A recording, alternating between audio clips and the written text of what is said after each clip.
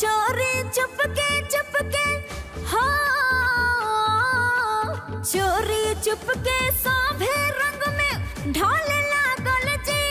हाँ हाँ हाँ ढोले लागल जी। गुजराती बहू के, गुजराती बहू के, गुजराती बहू के घर में जादू चले लागल जी। गुजराती बहू के घर में जादू चले लागल जी।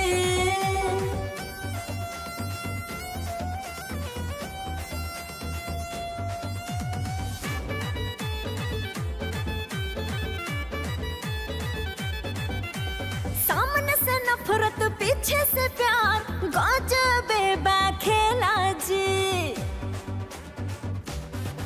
हाँ एक दूसरा के बुद्धू बनावे खूबे अलबेला जी। गुजराती बहुरिया बड़े जादू के पुड़िया, गुजराती